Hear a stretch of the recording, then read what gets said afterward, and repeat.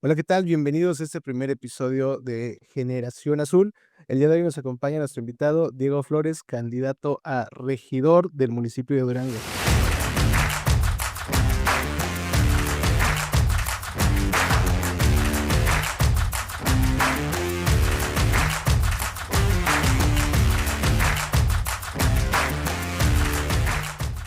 Mucho gusto, Diego, qué gusto que nos acompañes. Muchas gracias, Luis, y muy buenos días a todos quienes nos están observando y escuchando en este canal.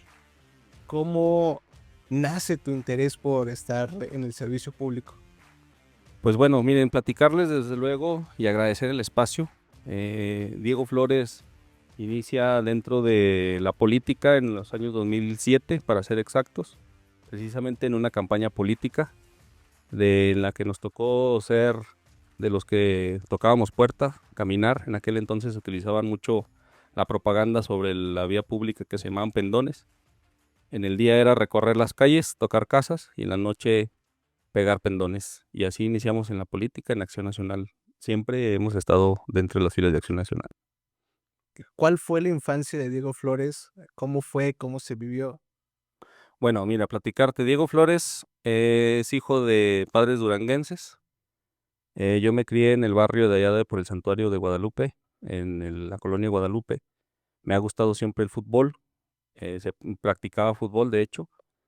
Eh, Mi situación de familia, pues somos tres hermanos y todos y cada uno de ellos enfocados en diferentes rubros. Uno es médico veterinario, Diego Flores es abogado y el otro es contador. Entonces, la vocación por el partido y por Acción Nacional y por la política surgió por mi abuelita paterna, que siempre ha sido militante, y pues yo la escuchaba hablar del PAN y de ahí fue donde surgió que a Diego Flores le gustara andar dentro de las filas de Acción Nacional. ¿A tus hermanos a ninguno le interesó todo el tema político? ¿Fuiste el único? Soy el único que le interesa el tema político. Dicen que me gusta la mala vida, pero pues así es como a mí me ha gustado y así me he desempeñado. He trabajado en otros rubros, en otras materias, pero sí lo que más me ha apasionado es la política. ¿A qué equipo le vas? Que dices que eres futbolero, a ver, ¿cuál es tu? Bueno, soy futbolero, practiqué el fútbol. Desde los 6 años mi papá me metió a una escuela de fútbol. Lo practiqué hasta los 14, 15 años de manera constante, entrenando de manera constante en diferentes equipos. Le voy a las Chivas Rayadas del Guadalajara. No hay otro mejor equipo más que las Chivas. Podrían decir que existen más equipos, pero los demás son mercadotecnia y el Chivas es fútbol. Además, es de los, o traía la premisa que era de los únicos equipos de fútbol que solamente mexicanos, ¿no? Eran los que aceptaban. Fíjate, Luis, que ahora sí que mi intención de irle a las Chivas fue precisamente algo muy parecido de que mi abuela era panista, pues mi papá era chivista, pues entonces yo seguí a hacer los pasos de mi papá, que él iba también a las Chivas de Rayadas del Guadalajara. Muy tradicionalista tu Muy familia. tradicionalista, efectivamente. Y pues mi papá nos tenía la bonita cultura de cuando los Chivas jugaban así semifinales, finales, hacía el ahorro, el esfuercito de llevarnos a ver juegos de las Chivas. Yo tengo un banderín firmado por la Chivas, el equipo de Chivas del 97 cuando fue campeón por todos y cada uno de ellos. Wow, Así es. increíble. En tu infancia, ¿en qué momento decidiste ser licenciado o ser abogado? ¿Cómo nace esta inquietud? Volvemos a lo mismo, mi papá es abogado, entonces, No, traes toda la línea totalmente, Diego. entonces por ahí surgió el que yo fuera a ser abogado y pues por eso fue que surgió. Y aparte del interés de que es una materia, es una profesión en la que abarca mucho el tema de la justicia y de aparte el bienestar social y el servicio social. Cuando comienzas en el tema de la abogacía, pues empiezas a ver todo un panorama político un poco interesante, ¿no? En ese sentido, ahí es cuando nace tu interés por empezar, digo, vienes de tu abuelita que también era panista y estabas inmerso, pero empiezas a darte cuenta de una realidad distinta ya cuando estás estudiando la carrera. Mira, a ver, yo cuando fui estudiante de preparatoria, la grilla no me llamaba mucho la atención, porque es muy diferente la grilla estudiantil a la grilla ya o a la política en sí. Y cuando estuve en la facultad tampoco me llamó mucho la atención andar inmiscuido en las cuestiones de la grilla estudiantil. Sí conocía a quienes eran los presidentes o los que eran los dirigentes, pero yo siempre me enfoqué en cuestión de política, irme a Acción Nacional y fue por coincidencia en una campaña política, de ahí fue donde me agradó el tema del partido. Poco a poco me fui inmiscuyendo en el tema de la doctrina, de sus principios, pero primero inicié con mi afiliación y después seguí participando en temas de política, en Acción Nacional siempre. Se me hace interesante justo esta parte que como una campaña puede empezar a captar jóvenes y eso pues los va enamorando poco a poco, ¿no? Dentro de todo este panorama político. ¿A ti qué fue lo que más te llamó la atención? Pues mira, comentarte sinceramente, yo cuando entré a esta campaña política en el 2007, nos tocó ahora sí que entrar a hacer la chamba que a todo joven le corresponde o le ponen a hacer, que a veces es mover banderas, pegar calcas, toca-toca. Te comentaba que en aquel entonces se usaba una publicidad que se llamaba pendones, también nos tocó colocar, y sinceramente cuando yo entro a Acción Nacional o a esta campaña, lo que a mí me llamaba mucho la atención o que a mí me apasionaba, pues era sinceramente que veíamos cómo en aquel entonces las competencias se notaban muy disparejas, ¿no? Porque pues Acción Nacional éramos una sola brigada con un solo candidato cuando sinceramente veías tú por las calles arrebatado de propaganda de los contrincantes y pues yo veía cómo era empezar desde abajo, ir construyendo, el poder ir avanzando con muy pocas herramientas, las cosas no las teníamos fáciles y siempre me gustó el tema de picar piedras, hacer de los desde abajo y ir creciendo. Ahorita estamos en el 2025, casi después de 20 años, de manera constante dentro del partido, se nos da la oportunidad ahorita de ir poder participar en una candidatura a regidor. Se me hace impresionante todo eso que comentas tú respecto a la historia del panismo, de cómo siempre ha estado picando piedra y ido contracorriente con algunas circunstancias políticas.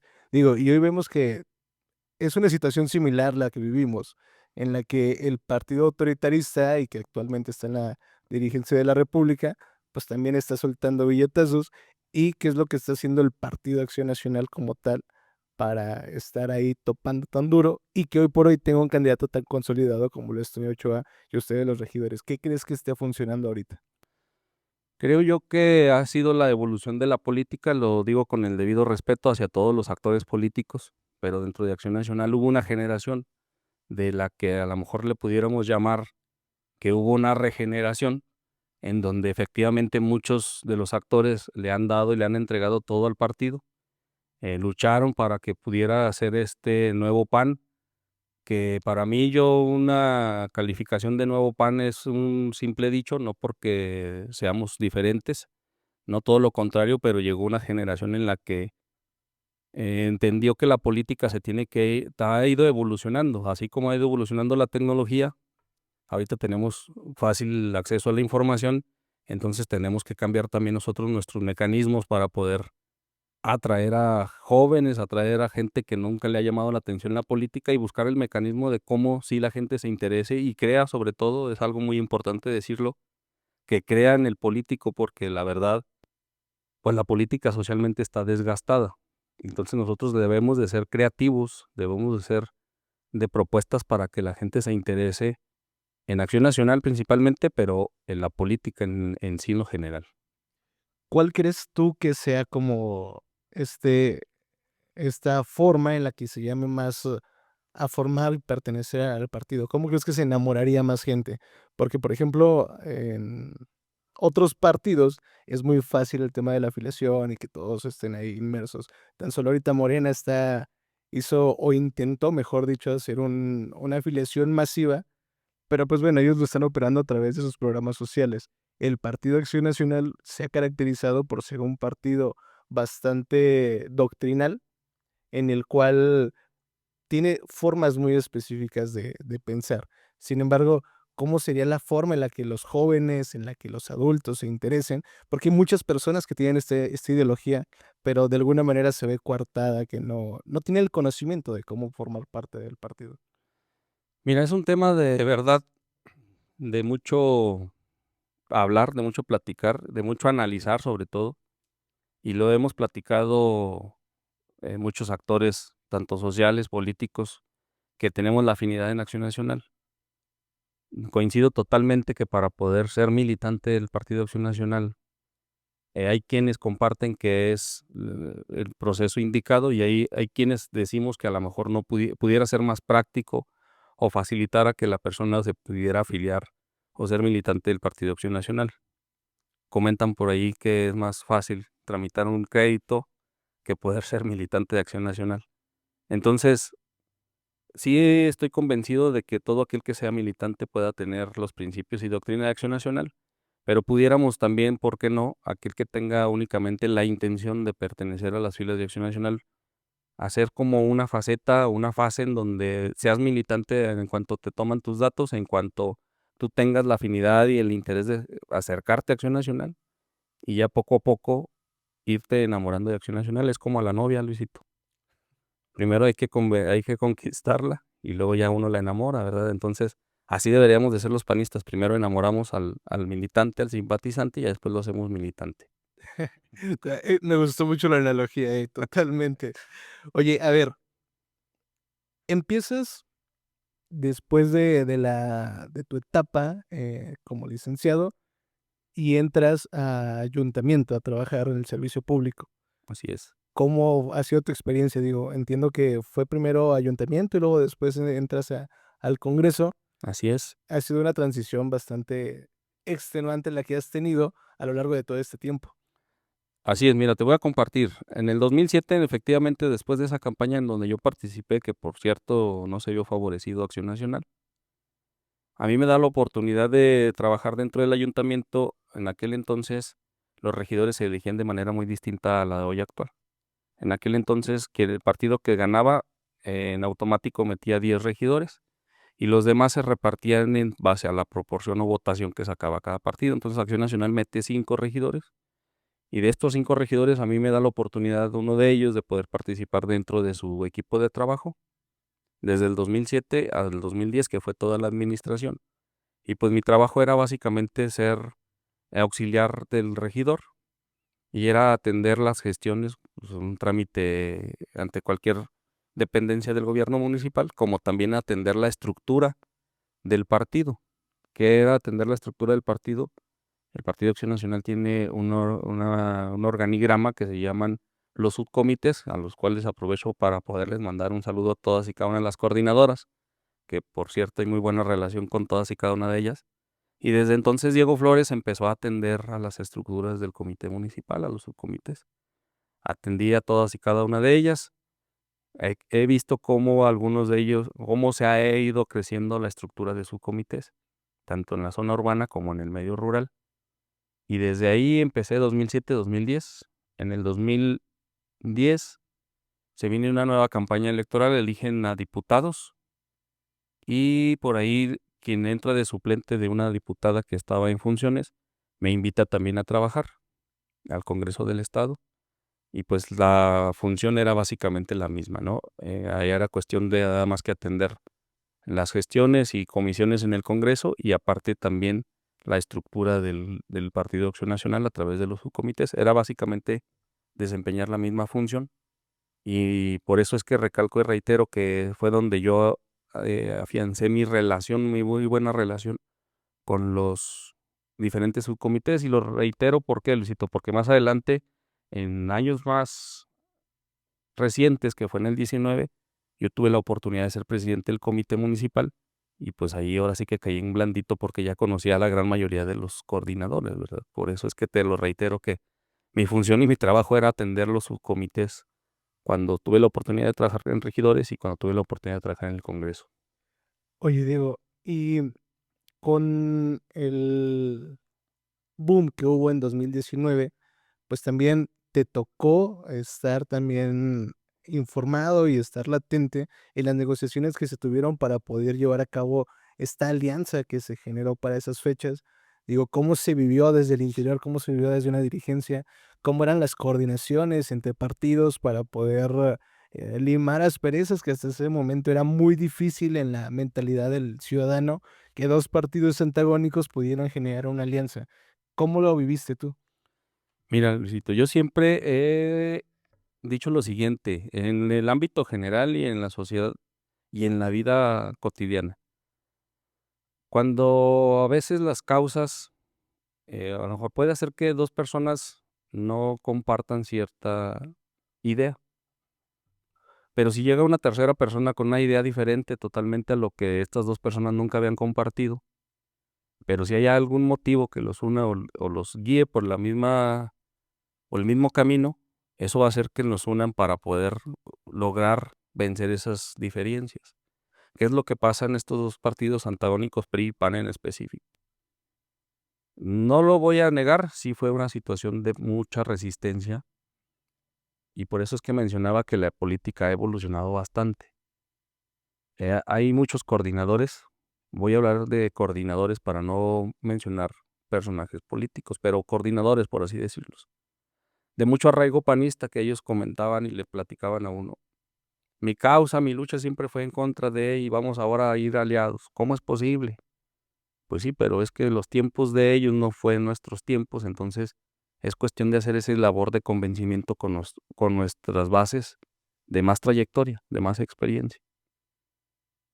Simplemente yo con mi abuela fue de las primeras que tuve que convencer, decirle: "Abuelita, a ver, ayúdenos a que esto cambie, porque hay un mal mayor que no es ni el PRI ni el PAN, es el partido oficialista el que está ahorita gobernando. Se está ahora sí que llevando a todo como corriente, ¿no? Entonces, generando, platicando, haciendo conciencias es lo que nos ha movido y es lo que nos ha motivado a que la gente realmente esté convencida. ¿Por qué? Y creo que nos ayuda mucho el partido que está ahorita en el gobierno por su forma en que opera, ¿no? Que opera a través de la presión, a través del chantaje, a través del programa social, pero condicionado. Yo no voy a mencionar el nombre de mi abuelita para no perjudicarla, pero, por ejemplo, ella es beneficiada de la pensión de adultos mayores, y ella había llegado a comentar que no le tiene temor a que se la puedan condicionar o quitar, porque, pues, efectivamente, ellos mismos se encargan de decir que es un derecho constitucional, que no hay forma de cómo quitárselo, pero sí hay mucha gente que no está muy bien informada y dice: "Por si las dudas, sí o no, pues, mejor no digo ni qué por quién voto, por quién sí voto". Pero eso es lo que a nosotros como partidos políticos nos ha ayudado a que podamos construir. Y no negarlo, en aquel entonces sí era una resistencia, pero ahorita ya es una forma de poder hacer política de manera conjunta, tanto priistas como panistas. Condicionar este tipo de ayudas sociales, digo, tú lo comentabas respecto a tu abuelita, pero se sigue siendo y se sigue viendo permanentemente ahí en las calles, ahorita los casos tan polémicos con este actual delegado en Durango. ¿Cómo podemos hacer para que los ciudadanos puedan ser conscientes? ¿Cómo concientizarlos de que, en primera, la aprobación de que sean universales y que sean, una un derecho que por ley les corresponde, que sea rango constitucional y absolutamente nadie se los quite? Si bien fue una propuesta de iniciativa por Morena, fue algo que se aprobó por todos los partidos, porque todos buscan un mismo objetivo, que es generar un bien común mayor. ¿Cómo concientizarlos de que tengan este conocimiento de, a ver, Morena no se los está dando? O sea, todos estuvimos de acuerdo y todos estamos trabajando para que se lleve a cabo. Mira, es un trabajo ahora sí que muy arduo, de mucho territorio, y lo digo con el debido respeto porque y no voy a señalar ni voy a hablar en lo particular, y ahí a quien le caiga la piedra, pues ya solito se sobará, pero en la actualidad hay mucho político que le gusta más el escritorio que el territorio. Y en el territorio uno puede hacer esa conciencia, el platicar al día. ¿Por qué el partido oficialista ahorita tiene esta gran estructura? Porque trae gente todos los días trabajando en territorio. Todos los santos días trae gente trabajando en territorio, visitando a todos aquellos beneficiados de algún programa social. Pues nosotros, si nosotros queremos bien informar a la gente, pues necesitamos hacer lo mismo, andar todos los días en territorio y dialogar y detectar de uno por uno. Esa es la única forma, porque yo lo he vivido, llegas a una casa donde hay un programa social o hay un beneficio de un programa social, y si tú les comentas precisamente de que no se los entrega el partido oficialista, que es un derecho constitucional, la gente lo interpreta que nosotros estamos dolidos y que Como no estamos en el poder, por eso es que decimos que no voten por ellos. Entonces es nada más cuestión de hacer conciencia, llegar y platicar, a ver, ¿se merece sí usted bien este programa social? ¿Por qué? Porque es el mismo impuesto que nosotros regresamos a través de un programa social. A quienes trabajamos es gracias a que haya estos programas, ¿no? Pero no se le debe ni a una persona en específico, ni a un partido político en específico, pero la solución para esto debe ser precisamente el día al día en el territorio, en el dialogando a la persona frente a frente, solamente de esta forma. Y a los que a lo mejor tenemos familia que tienen beneficio de estos programas, me ha pasado, como mi abuelita tiene la forma de decir, a mí no me preocupa, también tengo familiares que dicen, pues que ellos están convencidos de que nunca las cosas se habían hecho así, pero son de los que me he dado la tarea de estar platicando, decir, a ver, sí, nunca se habían hecho las cosas así. A lo mejor sí estaban ya en algunos montos, porque los programas sociales siempre han existido, nada más los términos o el nombre se les ha cambiado, a lo mejor los montos han cambiado, pero eso es también de una manera natural. La inflación año con año tiene que ir aumentando y pues también los programas sociales tienen que ir aumentando. Me gustaría compartirte, Luis, por ejemplo, los jóvenes que son beneficiados de una beca de nivel media superior. Yo tuve la oportunidad de estar en una institución, al frente de una institución como director general de educación media superior. Y me tocó ver en algunos planteles donde la matrícula eran, por decirte, 300 alumnos y a clases iban 280 y faltaban 20. Pero esos 20 que faltaban nada más se inscribían para una constancia, porque el requisito para inscribirte en una beca era únicamente tener la evidencia de que estabas inscrito en una escuela y te daban tu beca, mes con mes o bimestral de esta forma. Se venía el pago de cuotas voluntarias o la inscripción y te dice el padre de familia, no tengo para pagar la inscripción, pero sí se beneficiaban de un programa social que yo como padre de familia de un joven que está en preparatoria, yo le he inculcado que si a lo mejor esa beca se la dan, pues que él mismo, en apoyo mío, a lo mejor sí con algún porcentaje, decir de ahí paga tu colegiatura, de ahí paga tu inscripción. Pero sinceramente es cuestión de informar bien a la ciudadanía el uso, porque si los memes se han creado de que cuando llega la beca los jóvenes se la gastan en la caguama o en los cigarros, no es mentira, es cierto, yo te lo comento porque yo ya estuve, sí es mínimo el porcentaje, pero existe, ¿no? De que de 300 alumnos, 20 únicamente vayan y se inscriban para poder tener este beneficio de un programa social, que para mi gusto es una entrega sin beneficio, sino que todo lo contrario, el joven no lo está aprovechando porque no está estudiando, pero sí está recibiendo un beneficio. ¿Qué pondría yo de aquí de condición? ¿O qué pondría yo como una regla de operación? Pues también a lo mejor al menos que sea una calificación aprobatoria o que tuviera asistencias en la escuela, ¿no? No únicamente una constancia de estudios. Esto que comentabas respecto a que los programas sociales siempre han existido, simplemente cambian de nombres y de términos y condiciones. Justamente, lo que se menciona, por ejemplo, esto de Jóvenes Construyendo un Futuro, que son para estos jóvenes que quieren tener un historial ya laboral, poder acceder a otras empresas. Yo me acuerdo mucho, no sé si recuerdas que antes existía el INADEM, Ujú, Instituto Nacional para Emprendedores, que era el encargado de gestionar inclusive recursos de fondo perdido para todas aquellas empresas o empresarios jóvenes que quisieran poder inmiscuirse en el mundo laboral.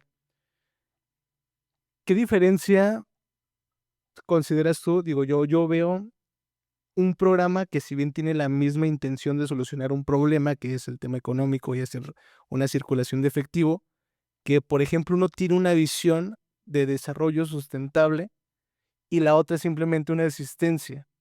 ¿Cuál es la diferencia? Que uno ataca un proyecto a futuro, que si bien no se ve palpable en los primeros años, pero que se va desarrollando de tal manera en la que llega un momento en el que el joven ya sea autosustentable, no requiere ayuda del gobierno. Y por otra parte, pues sí existe un paternalismo político. ¿Cuál piensas tú que sea como un equilibrio o cuál de las dos opciones ves como una mejor alternativa? Mira, creo que yo ahora sí que esta es una situación más que nada social, de qué forma o en qué manera. Hay un dicho también que cuando yo entré a Acción Nacional nos decían que aquí nos iban a enseñar a gestionar una caña de pescar y no el pescado. Entonces, pues sinceramente también yo en mi casa, en mi familia, así fue como fuimos criados en decirnos, a ver, yo les voy a dar las herramientas para que ustedes en algún momento construyan su propia vida, su propio camino, que fue pues el estudio, eso era lo que mi papá nos garantizó, el poder estudiar, para nosotros tener la herramienta de poder convencer o de poder estar preparados para enfrentar alguna situación laboral. Sinceramente, si ya no existen estos organismos, estas instituciones, Luis, es porque pues ya no hay el recurso para poder nosotros, un recurso de este programa, porque pues ahora existen las becas, ¿no? Entonces no puede haber recurso para todo, recurso económico para todo tipo de situaciones. No nada más con los jóvenes pasó, también ha pasado con los agricultores, con los ganaderos. Mi hermano, el mayor, que es médico veterinario, que él se dedica a hacer pruebas de ganado, pues el ganadero antes les llegaba un programa que se llamaba Progan, y este recurso lo utilizaban específicamente para poder tener su ganado con las vacunas necesarias para poder tener un ganado certificado. Muchos programas que han desaparecido porque ese recurso se ha utilizado ya de manera directa en situaciones de los de las becas o pensiones o las estancias infantiles. En aquellos años existían estancias infantiles, que ese era más del rubro social, pues ya ahorita no les dan, ya no ayudan con esos subsidios a las estancias infantiles.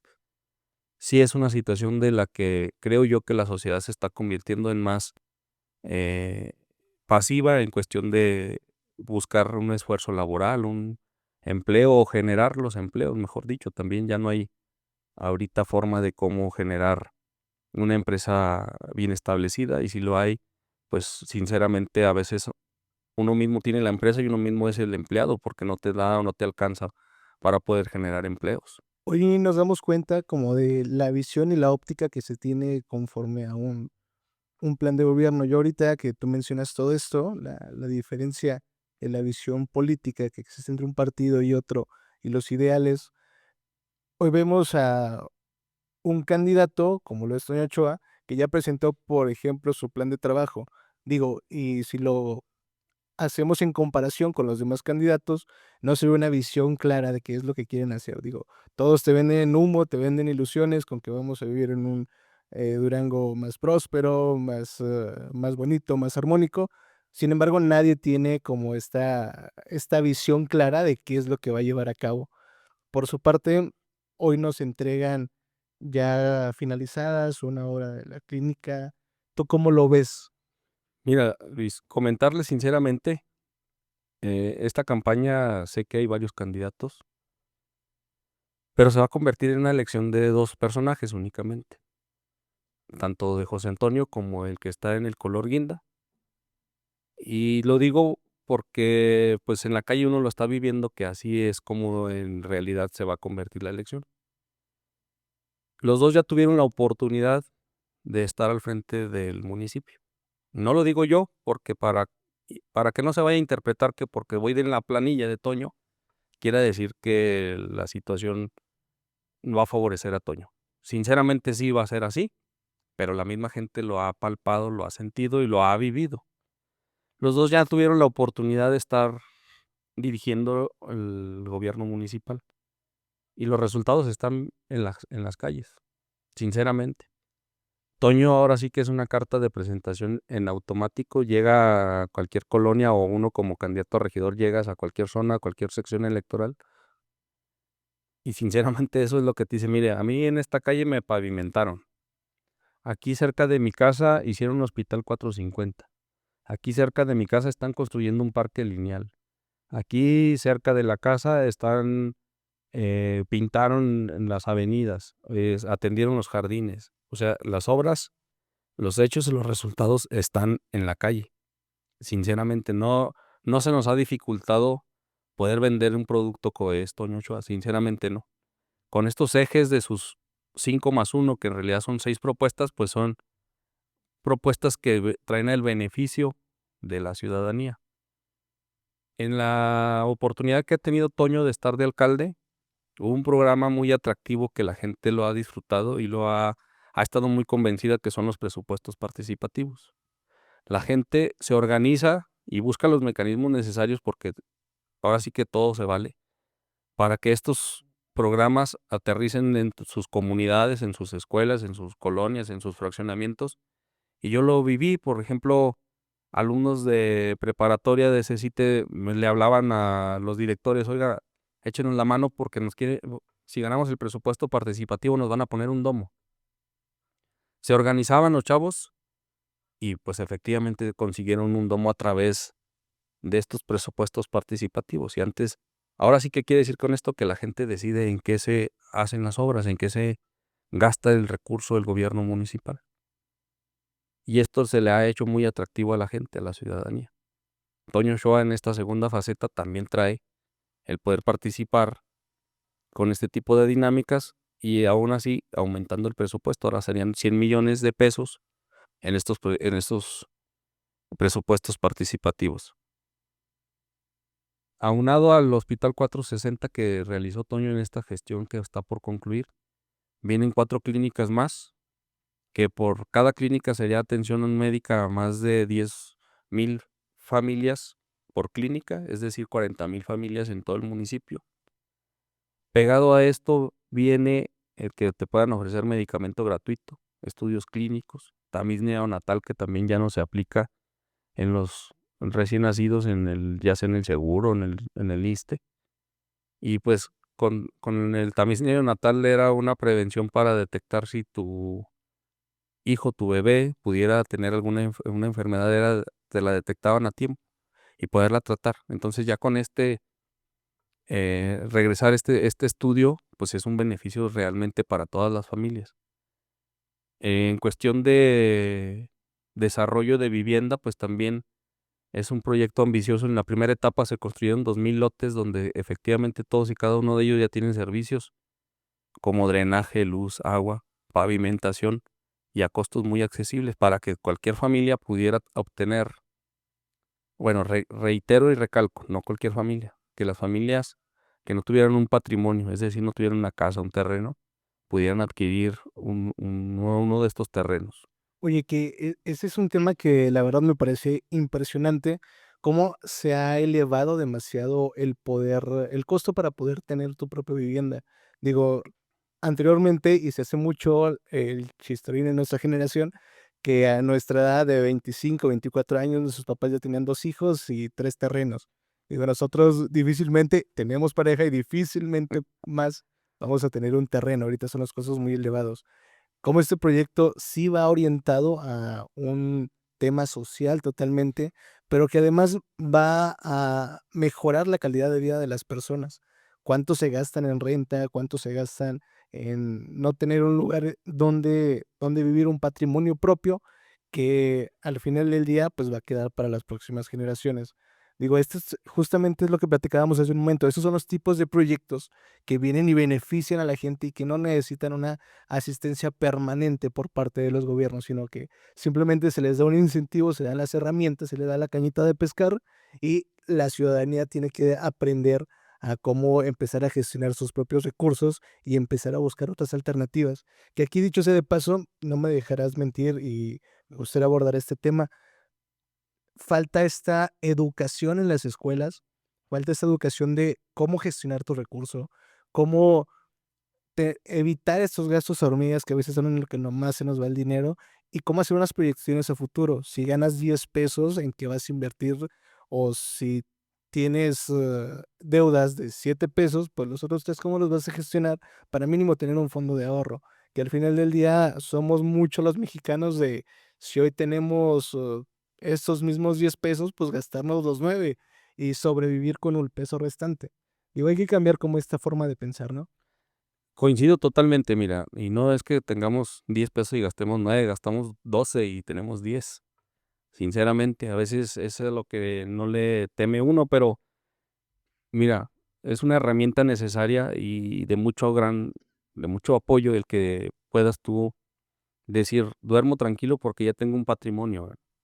Eso le da mucha seguridad a la familia, mucha tranquilidad. Y lo que viene impulsando Toño Ochoa con estos proyectos de poder tener un patrimonio familiar, pues sinceramente ayuda también al desarrollo económico, bien, la situación económica más que nada, y también en el entorno familiar. Se va a hacer una segunda etapa donde vienen más lotes, vienen también sí, una segunda etapa donde vienen en las mismas condiciones con todos los servicios y aparte el poder tener un cuarto adicional o los techos o el que se haya decidido el poder apoyar, tener una propuesta de vivienda, sinceramente eso le da un plus a la campaña de Toño Ochoa, sinceramente. Finalmente, Diego, me gustaría como finalizar todo este programa un poco metiéndonos al escenario de el tema de seguridad. Digo, vemos una realidad en Durango donde nuestros países vecinos, como un Zacatecas, como un Sinaloa, han pasado enfrentamientos armados demasiado fuertes, pero Durango está blindado. ¿A qué crees que se lleve o se deba todo esto? Con un gobierno de alianza de PAN, de alianza del PRI. Mira, no lo digo yo, lo dijo la presidenta Claudia hace una semana aproximadamente, donde Durango se encontraba dentro de los 5 estados más seguros. Y pues efectivamente eso es un trabajo de buena coordinación en los 3 niveles de gobierno. Efectivamente, tanto Sinaloa como Zacatecas están viviendo ahorita una situación de mucha inseguridad. Yo tuve la oportunidad de vivir en el estado de Tamaulipas y sinceramente pues es un estado también con bastante inseguridad y muchas de las veces me hacían el comentario, es que es la naturaleza del estado por ser frontera, todas las fronteras son así. Pues Zacatecas no es frontera y Sinaloa tampoco es frontera y ahorita están peor que es el estado de Tamaulipas. Y Durango, pues tú puedes circular a las 2 3 de la mañana porque se te ve la cara de fiestero, Luis, de antrero. Por eso digo que puedes circular a esa hora y nadie te molesta. Puedes andar por el centro histórico a las 3 4 de la tarde haciendo compras y andas tranquilo, andas seguro. Pero eso es en donde el gobierno tiene la intención de poder tener una ciudad tranquila, donde podamos estar nosotros, ofrecerle a los mexicanos que vengan a Durango a disfrutar de su tranquilidad, de poder estar seguros. Y esto quiere decir que pues el gobierno efectivamente motiva a las corporaciones policíacas para que tengamos este estado seguro. El que tú puedas motivar al cuerpo de seguridad en cuestión de traerlos en buenos vehículos, como son las perronas o como traerlos bien equipados, bien uniformados, con horarios de trabajo dignos, con todo ese tipo de situaciones, pues ellos se sienten cómodos y con el compromiso de darle un buen resultado a Durango y a los ciudadanos en general. Oye, que este es un estudio que se realizó en diversas ciudades donde está comprobado que una fuerza policíaca justamente con buenos vehículos, con un buen equipamiento, es menos probable que los utilicen en una forma de emergencia. Es decir, un personal más capacitado y más formado hace que los altercados disminuyan porque generan una percepción de alta seguridad en la zona.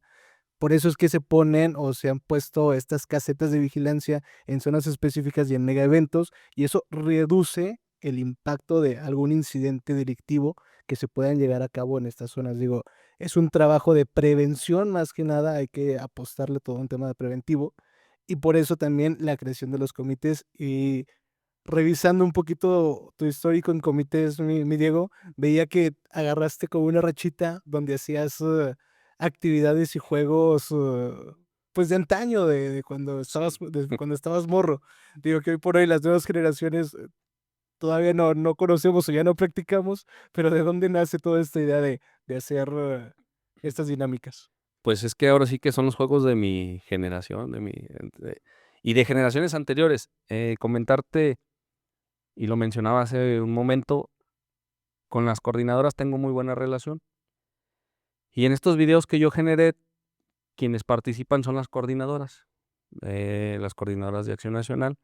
Fue una forma de romper el hielo y de volverme a acercar y decir aquí estoy presente con las coordinadoras, porque sinceramente siempre he tenido un buen respaldo con ellas, una muy buena comunicación. Me llevo muy bien con todas y cada una de ellas. Y sí, jugamos de todo, jugamos a la pirinola, jugamos a la cuerda, jugamos al bebe leche, fueron varios juegos a los que hemos practicado con ellas, serpientes, escaleras, palillos chinos, pero eso fue y me sirvió muchísimo para poder tener nuevamente un acercamiento con la base del Partido Acción Nacional. Wow. Oye, Diego, no, pues qué gusto y qué honor que hayas sido nuestro padrino de este programa. Tú eres nuestro primer invitado. Agradecerte el tiempo y la disponibilidad que le pones a este proyecto.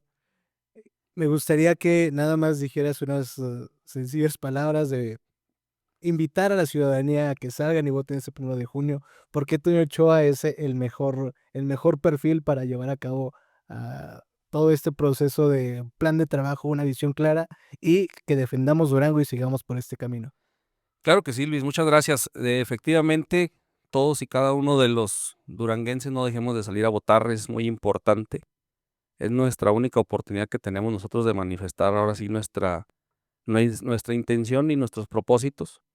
El próximo 1 de junio salgamos a votar con toda nuestra familia, que no se nos quede nadie sin votar. Votemos por unidad y grandeza de Toño Ochoa.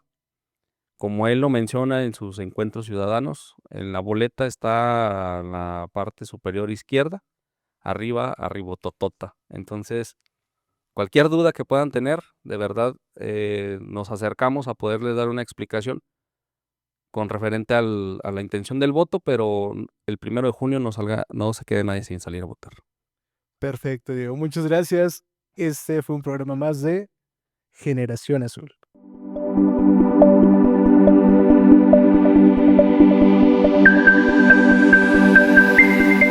Cascos Azules.